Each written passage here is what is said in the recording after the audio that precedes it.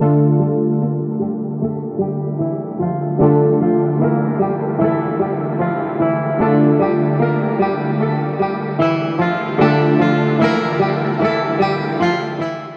poppin', everybody? Welcome back to the channel. It's KB and we locked in. Now let's jump into it. Today, we're going to be talking about the biggest scam in hip-hop, and it's a scam that have plagued the pockets of artists for decades and only seems to be getting more prominent by the day. I'm going to give y'all the full history of jewels and gems in the rap game, show y'all some of the most expensive pieces out there, break down the dark underbelly of the game, and show y'all some real-life examples that'll give you the full picture of how jewelry is the biggest scam in hip-hop. So without further ado, let's go. Since the dawn of hip-hop, MCs have seen themselves going from dead broke to multi-millionaire status off of the back of their records. Going from $2 in the bank to 6 digits can be life-changing, and most people would find themselves hoarding their money in fear of life returning to the way it once was for them. But for rappers, the concept of saving money seems to be almost non-existent. As soon as their pockets get full, they start splurging. Where most people might take their newfound wealth and start investing in other opportunities to help them maintain their financial freedom, rappers often find themselves spending enormous amounts of money on material items that can help them maintain their image of riches. One of the most popular ways for rappers to do this is with jewelry. They buy expensive watches, big gold and diamond chains, grills that cost more than your house, and bracelets so shiny even the sun would be jealous. However, where there's money being spent, there will always be greed, and in the world of flashy diamonds, name brand watches, giant chains, and precious metals, there is a shady underworld that more often than not sees rappers spending an exorbitant amount of money on what equates to nothing more than a few dollars worth of scrap metal. In order to understand how we got where we're at and how this has become one of the biggest scams in hip-hop, I need to lay some foundation for y'all. A rapper named Kurtis Blow is credited as being the first rapper to rock gold chains like this when he appeared on his self-titled debut album with a couple gold links all the way back in 1980, only a few years after hip-hop was founded. Now, after this album cover in 1980, we started to see rappers like Eric B, Rakim, Biz Markie, and Slick Rick. And these guys were the focus of hip-hop, and they could all be seen rocking their gold chains. These guys were the biggest names in the game at the time, but really only were being jammed by people in the ghetto. It wasn't completely mainstream just yet. That was until people like LL Cool J and Run DMC popped up onto the scene. These guys would achieve an immeasurable amount of success, bringing hip-hop into the eyes and ears of millions of people around the world, and with that, they also brought in a new era of fashion by decking themselves out in giant gold ropes that held big pendants on the end of them, along with gold watches and rings to match. This set the precedent for what a rapper should look like all the way up until basically the present day.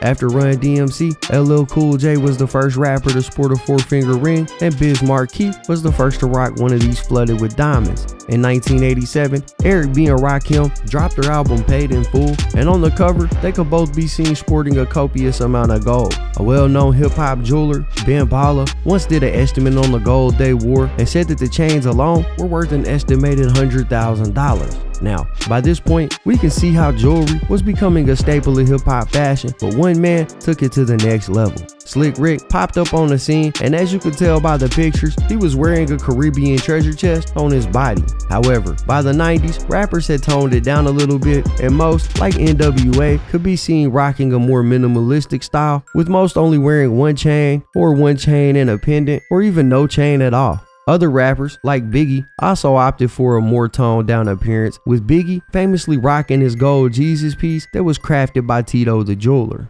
This chain has been recreated and worn by dozens of artists. People like Gucci Mane, Kanye West, Big Pun, and even Jay-Z could be seen rocking replicas of the famous piece. Jay-Z was the next rapper to take jewelry to the next level. Up until the mid-90s, rappers were wearing almost exclusively gold jewels. But in the mid-90s, Jay-Z would start rocking platinum chains, which is a metal that's more rare and more valuable than gold. This is where hip-hop would make a transition. In the 80s, if you were rocking a $10,000 gold chain, you had an expensive piece. But when platinum was introduced, the prices soared into the 6-digit range. With Dame Dash and Biggs Burt, both co-founders of Jay-Z's Rockefeller Records, dropping over $200,000 a piece with famed jeweler Jacob for their chains. By the mid-2000s, hip-hop had made a serious evolution and found itself at the center of corporate America, with rappers receiving massive brand deals. Take 50 Cent stake in Vitamin Water, for example. When it sold to Coca-Cola for $4.1 billion, 50's takeaway was rumored to be about $100 million. Eminem's movie 8 Mile netted over $240 million. Nelly and Lil Jon had energy drinks. Usher was endorsed by Cheerios. Diddy and Rick Ross have their own liquor. Russell Simmons had Fat Farm, and the world of rap music was flush with cash. Rappers were cutting bigger deals than ever, and with the new influx of money in the ecosystem, spending ended up at an all-time high as well. With rappers making so much money, it became common to see them wear branded pennants. Take Cash Money, Rockefeller, No Limit, and Death Row chains as an example of this. Cash Money had a major impact on jewelry when they coined the phrase bling bling to refer to their jewelry.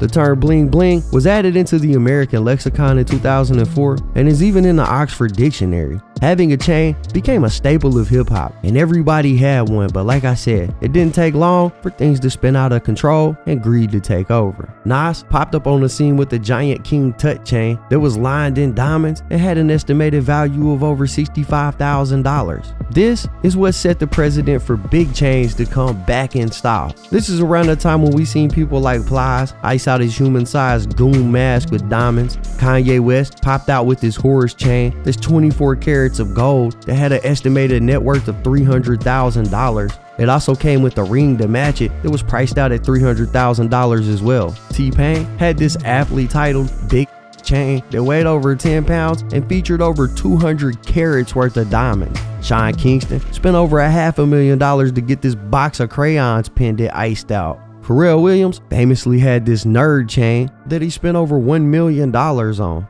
By this point, chains had become the normal, but there was also a new jewelry trend that was changing hip-hop fashion, mainly because of the South. Hip-hop seen a rise in rappers wearing gold dental accessories known as grills. At first, these were cheaply made, just like the chains that rappers wore back in the day, but when the South began to rise in the music industry, we seen artists flooding these dental fillings with diamonds and designs. It can't be understated how much of a trend this was, with artists like Mike Jones, Paul Wall, and Nelly having some of the flashiest grills in the game. It didn't take long for these things to be everywhere. They became more of a pop culture trend, with everyone from Madonna to Katy Perry wearing them. Jewelers like Johnny Dang really helped popularize this trend, and some of these grills can cost a ton of money. On Johnny Dang's website, you can see he offers a lineup of grills ranging anywhere from $26,000 for a full non-permanent set down to $1,250 for a single tooth. Lil Wayne set the world record for most expensive grill when he purchased a permanent set for $150,000. You can't switch them out? No. Well, I can go to the dentist and switch them out, but it's surgery. I see. Yes. Do you brush your diamonds every morning? Yes, sir. You do? After dinner, with what? With toothpaste or polish? Or Colgate. Colgate, huh? Yeah. Now, Lil Wayne's record has allegedly been beat since then when Quavo reportedly spent $250,000 on his chompers. My bad.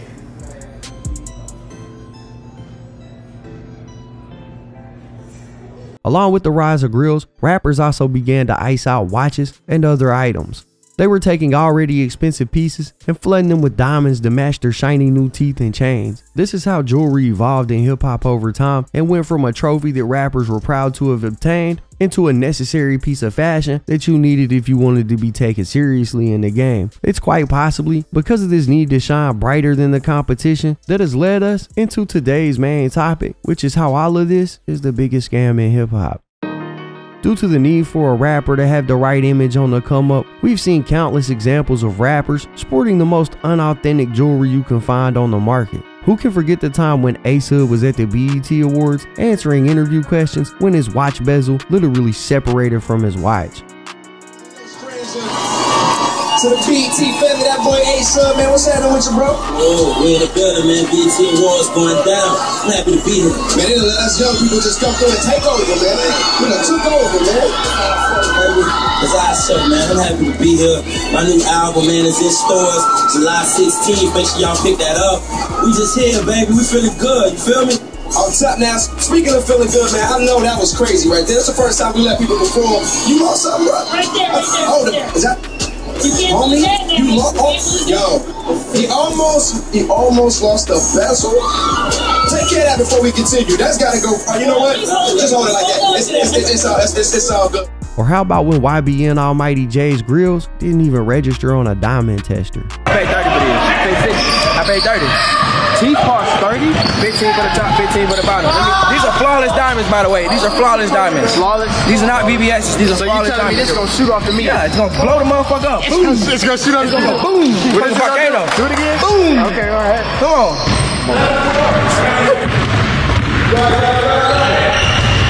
Oh. Hold on, bro. Need some milk. Or how about when 6ix9ine's diamonds also failed the diamond test?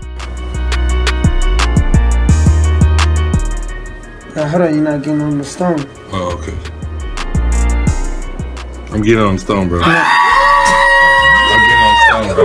Nah, man, come on. Where'd you get your jewelry from, dog?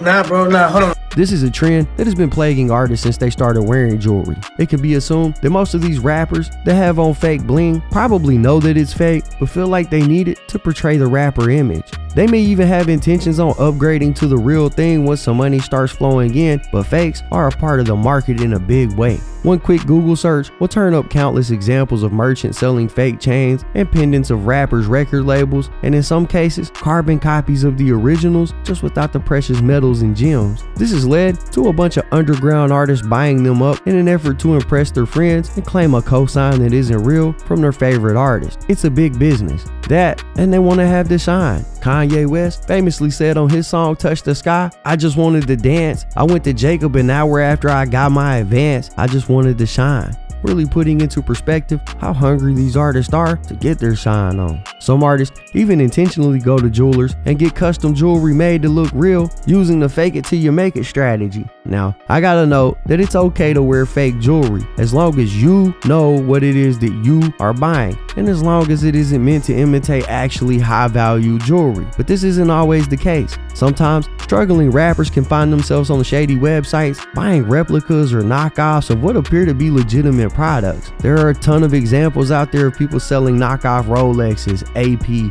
Hublots, and more for a fraction of the cost with the sole purpose of wanting it to look authentic. Watches that sell for $20,000 for the real thing can be bought for only $400 or $500 online and can be hard to spot if you're not an expert in watches. But some people buy them with the sole intent of passing them off as the real thing. This in itself is bad, but there are a ton of real life examples of people going to what is considered a trusted source and getting less than they bargained for. Lil Durk took to Instagram in September of 2021 and wrote, "Stop buying all this jewelry without knowing what you're doing. A lot of the stuff fake and some is overpriced. Get one jeweler and stick to them. I'm telling you, y'all gonna be mad when the truth comes out." Only 3 days after Lil Durk posted this warning, Lil Baby posted a picture on his IG of a Patek that was supposed to be a 40th anniversary edition that he claimed he spent $400,000 on. The internet was quick to inform Lil Baby that the watch was a counterfeit, and Baby wasted no time calling out the jeweler, Raffaello & Co., who sold him the watch. He wrote on an IG post saying, "Now Raffaello & Co., y'all know better than to sell me, of all people, a fake or anything that could be called a fake. I stand on my name the same way y'all should. Ain't no such thing as a mistake when there's money involved. Don't play with me, because when I'm on that, I'm on that."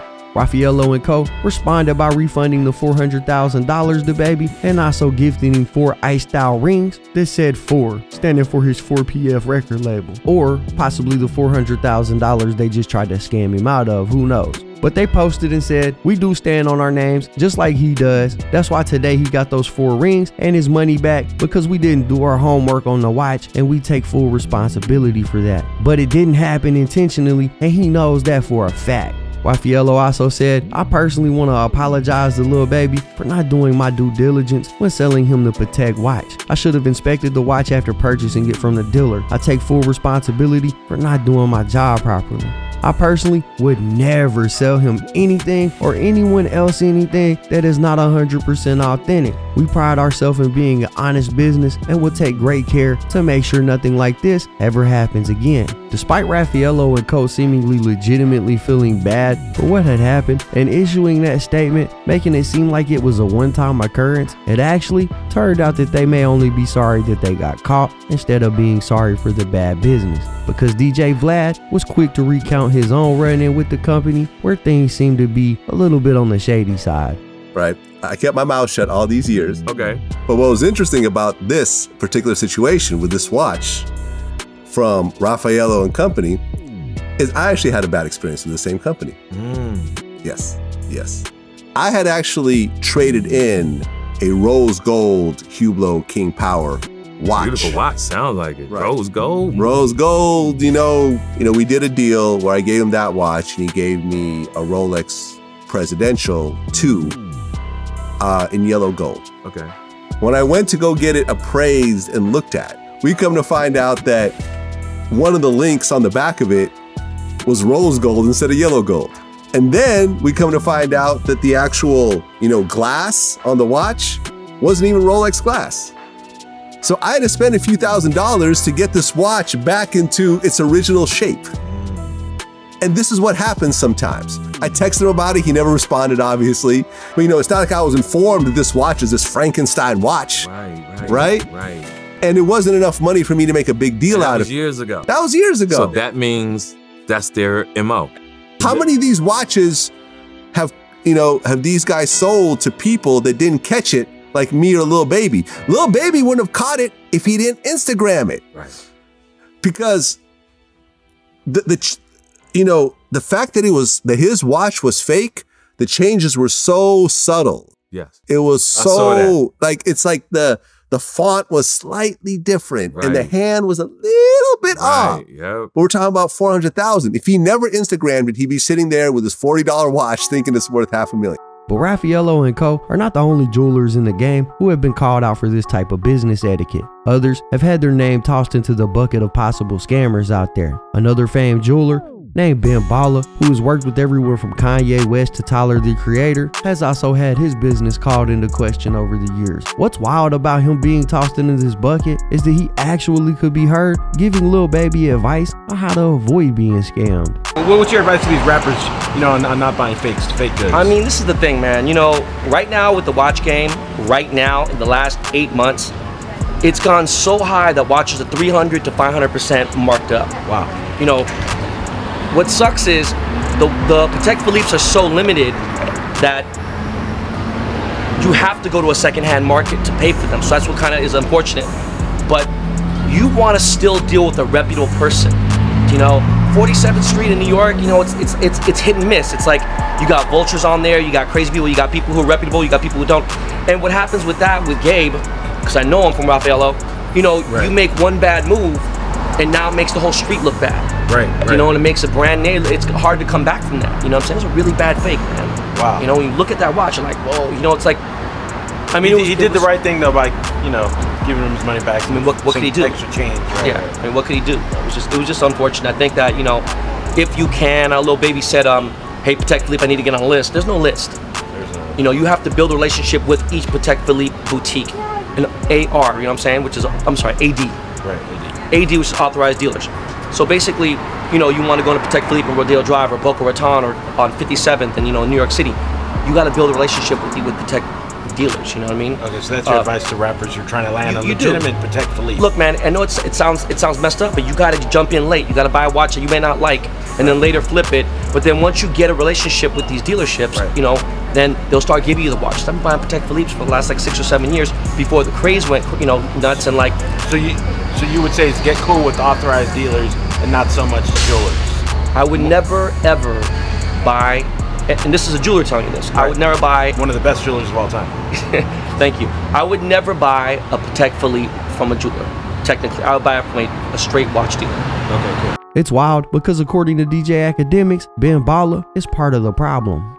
I would just continue to double down by saying Ben Baller is someone who's been just a pariah and a parasite of the culture. Someone who feels entitled, but also preys on black men who get advance checks to sell them fake jewelry, overprice his work, so to speak, overprice his work, basically offer a bunch of bull and brag about the that he creates like it's some masterpiece when all he's doing is copying the same designs for years and really not doing anything but that. So when I think about someone like Ben Baller is nothing but what I would say, or actually how Drake would describe him, a waste man. Ben Baller, I know the jewelry game. I just want to know why you have preyed on the young black artists who came up You've overpriced jewelry by hundreds of thousands of dollars when they could have used that money to feed their family or done other things with it. You've preyed only on rappers. You don't prey on nobody else. You're not over there trying to get the Wall Street mall. And keep in mind, you're Asian. You have a lot of Asian people who are successful in all type of fields. You don't go to them to try to get them to buy your chains, which are overpriced, and a lot of them are fake. You only prey on African American rappers who just got a big advance check with what they think is theirs. That alone makes you scummy, okay? For all the young rappers, I will make sure I use my voice, my platform to let them know that Ben Baller is nothing but a scammer, a thief, a liar, someone who is just down to finesse them, and I'll keep using my voice and my platform to let that be known. Take your scamming and go back to where the you came from, because I have a lot of time to expose you. Ben Baller responded to Axe allegations in a No Jumper interview where he denies that he's scamming, but seemingly admits to overpricing his jewelry, saying that the jewelry game is inherently a scam sometimes, and that people are paying him for a luxury service before flexing how much money he's been able to make. The thing with that is this. He keeps saying like, oh, you do this, this, and this, and you shake. No, you don't. I don't. Nobody has no receipts on me when it comes to jewelry. Yeah, he was kind of calling you a scammer and stuff. Yeah, it's bull. Come on, man. Look, dude. Jewelry's a scam inherently, right? It depends. As a non-participant, that's what I was kind of thinking when I was watching that. I'm like, charging exorbitant prices for jewelry that's the whole business, right? It really, at the end of the day, yeah, it's a luxury business. You could say that about Gucci. You could say that about certain things, right? But at the same time, when you become a brand name, like a Gucci or like a Cartier, whatever, you kind of charge what you want. I used to make 25, 30 chains a year. Guess what? I make maybe 4 to 5 a year for the last 3 years. And guess what? I made more money in these last 3 years than any other jeweler on Instagram has made ever, period. And I've just been very smart about my business. You know, so to say certain things, people don't know what the I do. I think people Google my net worth and see like a crazy number, but that's not accurate. But I know what I'm doing because I know what the jewelry game is.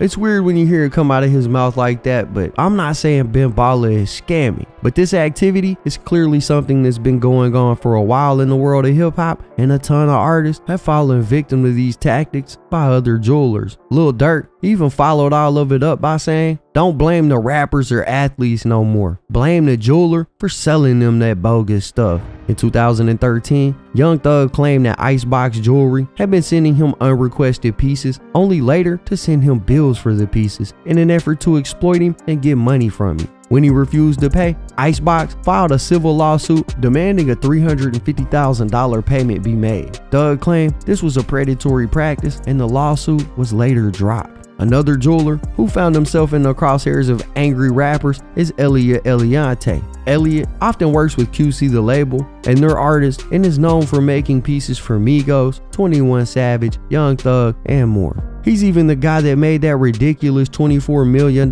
jewel that Lil Uzi Vert had implanted in the middle of his forehead. He also made this 8-ball pendant for Trippie Redd that cost around $300,000. Elliot got called out by Houston rapper Sauce Walka for participating in the practice of selling CVD diamonds, which is short for carbon vaccinated diamonds. I'll explain what this is in just a second, but Sauce also claimed that the chain he made for Trippie Redd was fake as well. Hold the presses. Oh no, you did not jump in my diamond business. Eliantte, you hot BB diamond scamming artist. That's why Travis New York, Trav New York, and Trax New York, and the rest of them jewelers be on your carbon vaccinated CVD diamond selling. Oh no, you did not get in my business, Eliantte. You, me getting air that money. I don't know you, boy. You been on my DM on my jewelry style for 4 years. Eliantte, don't you play these games? Shut your up. And we wanna know why Uzi don't f you, want to know Lil Baby don't f you, all these rappers that got jewelry made for you, they didn't buy it because your diamonds is fake. As soon as they go to another jeweler, they put it in that machine, that x-ray machine, they show you these are CBD diamonds, carbon vaccinated diamonds.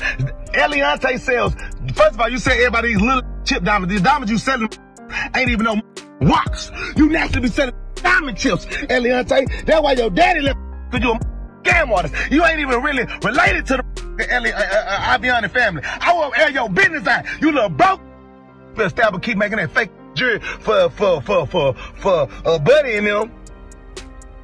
Better keep making them, selling them fake diamonds that can't nobody get a praise. Yeah, put them in the real machine. Go get some insurance on it. Like everybody went back to Icebox on your.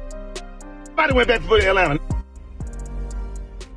Better stay in my business, Atlanta. I expose your. Talk about Trippie Redd don't want to buy. Trippie Redd will never give you $300,000 again.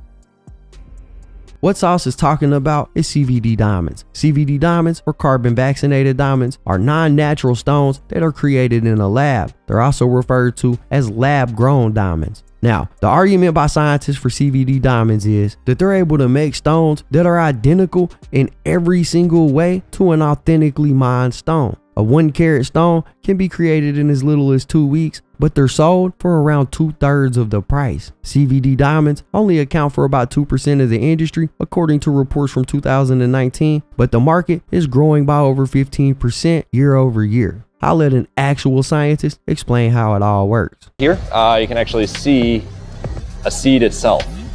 This contains the atomic blueprint that actually makes a diamond a diamond.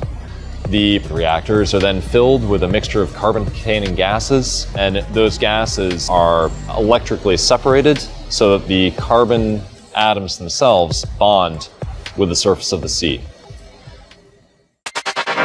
Any gemologist in the world will put one of our stones under a grading lamp and grade it exactly the same as a mined stone. Though the difference can be detected using specialized equipment in a lab, that equipment is what Sauce was referring to when he said have them put it in the machine and check it. A shady business indeed. Especially if you're selling someone a diamond that they think took thousands of years to form and that they believe is authentic, when in fact it's just a lab-grown gem. It seems that Sauce has the same outlook on diamonds as this British lady who sells diamonds to the royal family. These stones were created by nature thousands of years ago. Lab-created diamonds could never take the place of the real thing. But Elliot isn't the only one that's been hit with allegations of using CVD diamonds. Johnny Dang was also accused by a former employee of using the same tactics. Everybody who's watching, if you got anything from Johnny, check that, because that boy be putting that CBD in y'all. And I've had several clients who come in and they'll be like, bro, why am I get tested CBD? Well, I don't know. Y'all gotta ask Johnny, bro. That's Johnny's production. Now it's clear at this point that there is reason to take caution when shopping around for a new chain or watch. Most of it has been speculation from the outside though. But in 2018, a man going by the name of Raheem the Jeweler sit down with Gillie the Kid and exposed how much money he made in the fake jewelry game, and even said that Soulja Boy was his biggest client. Who buy the most watches off you?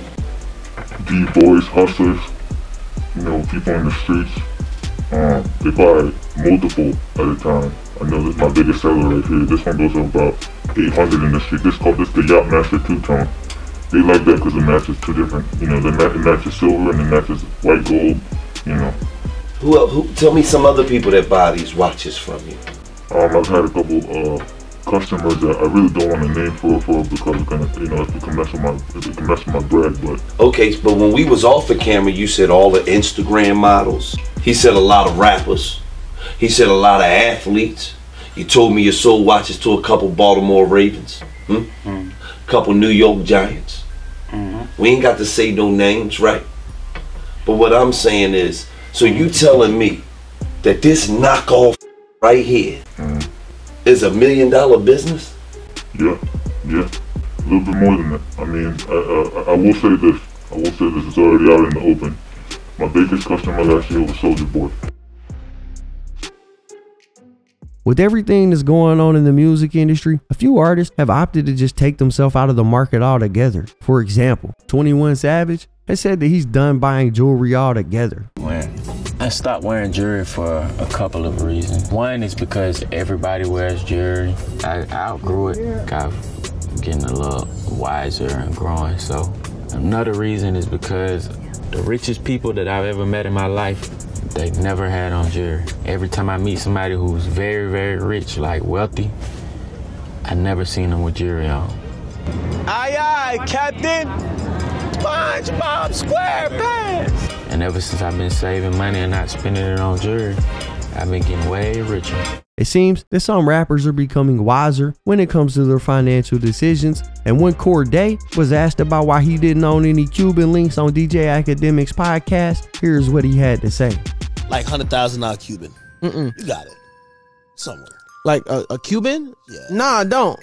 You got it somewhere. No, because it doesn't. If you big talk, pinky ring. look, if you talk with any actual like accountant or person that like is an expert in finances, they're gonna tell you, okay, how much money you really have to buy $100,000 Cuban to like really be able to like actually afford it in a knowledgeable and smart way. They're gonna be like, you need to have like 30 million before you can really buy this $100,000 Cuban. Okay, like, does that make sense in my mind? You know, because especially in the industry, like we don't have a 401k, we don't have no retirement plan. Like even like NBA players, they got some sort of protection in their contract. But not all rappers are taking the smart way out, and some have even went on to brag and boast about some of the pieces they have purchased. So now that you know the history of jewelry and hip-hop and how it all works, I think we should take a look at some real-life examples of rappers either knowingly or unknowingly showing off some questionable pieces, just to paint a picture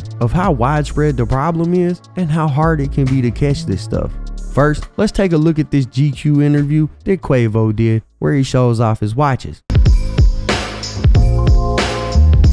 These are my houses, aka my watches. I feel like they're real estate and I got to have them with me, and I can't go nowhere without a few plain Janes on me. They kind of like real estate. These are like little mini houses that just go up in value. I don't buy bust downs no more because it don't make any sense. It's kind of like taking a Lambo and just taking the roof off of it and just depreciating your car. So this is actually really good advice. You don't really want to go buying watches that are worth thousands of dollars and defacing them by adding aftermarket jewels, even though that's what's popular in hip hop. The watch community overall wouldn't really like it. But as you can see, he has a very nice collection of watches, right? Well, at first glance, sure, but let's keep watching. With the people that's, you know what I'm saying, that sell these watches, which is AP, shout out to AP, shout out to Greg over there at AP, and I just go in there and just get them out the store just like I'm buying shoes. A lot of people can't do that.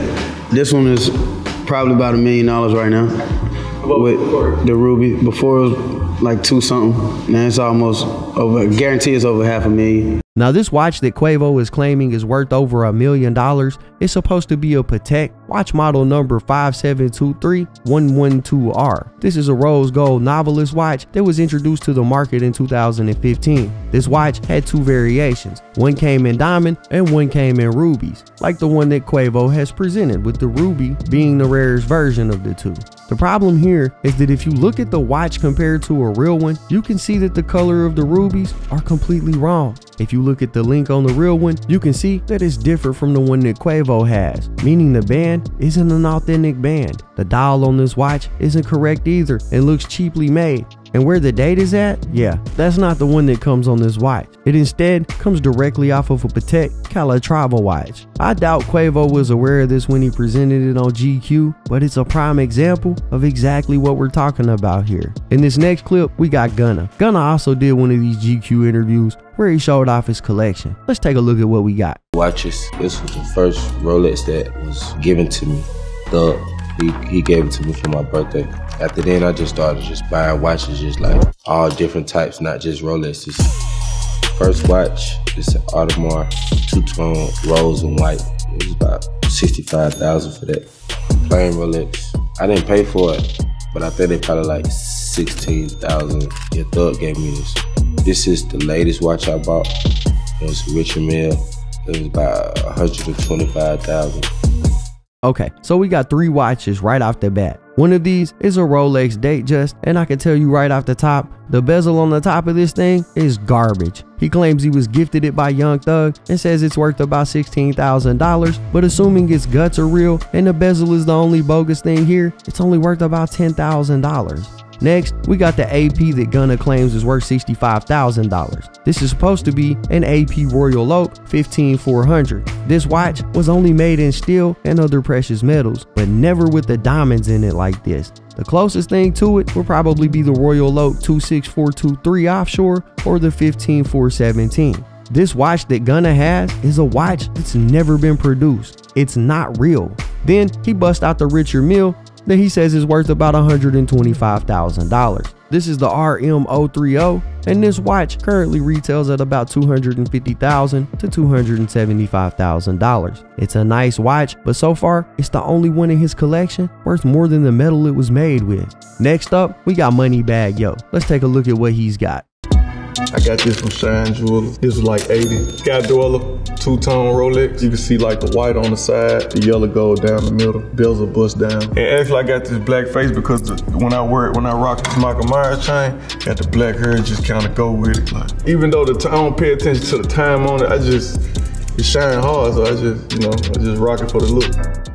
So Moneybagg Yo has this Sky Dweller watch, stock number 326933, that he's busted down with diamonds. This watch, brand new, sells for around $20,000. He claims he paid over $80,000 for this watch. Now to his credit, this is a real Rolex and a pretty nice watch overall, but as of right now, he's about $57,000 overpriced for this watch. Now, it does have diamonds, but the best diamonds you can put in this watch are baguettes, which he does not have. For those stones that he has in this watch, I can't imagine it would cost more than $10,000, and that's including the intensive labor it takes to set them in the watch, which would bring the total up to about $30,000 to $35,000 if we give him $5,000 extra dollars for his budget, which means that Moneybagg Yo still got overcharged by about $50,000 on this watch. Now, we have looked at a few examples of rappers making bad decisions when it comes to their jewelry.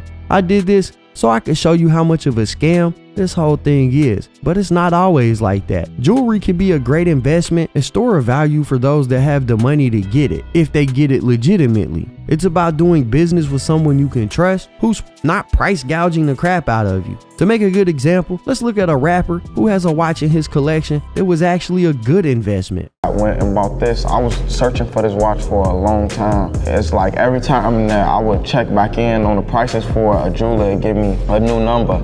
At first, this watch was probably about $40,000 when I first looked into it. And when I purchased it for about $90,000, and now it's probably up another 30K. Now, if we got any watch enthusiasts in the comments or watching this video, they're probably scratching their head and wondering how the hell Polo G got his hands on this AP.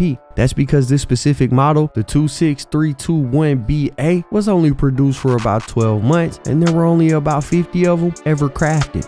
Polo G says he paid about $90,000 for this watch, which is amazing because as of today, if this watch was to hit the market, it would sell for around $200,000 to $250,000. This was a smart purchase by Polo, and other rappers should take note of how it was done. Most people can agree that in the beginning, hip-hop was an outlet for oppressed youth from lower income tax brackets. It was rooted in activism, not materialism. Rap music was for people who never thought they would ever get the chance to be flashy with diamonds and jewels. When a select few people were finally able to climb out of the bottomless pit that is the ghetto, they felt the need to not only have these things, but to blatantly flaunt it. It had to be put on display for everyone to marvel at. It was a trophy of making it out of the struggle. With time, it just became the normal and has led to where we are today, where jewelers are giving bad advice, providing the lowest quality work while charging prices that were only meant for kings to lay their eyes on. This is beyond a shadow of a doubt the biggest scam in hip-hop,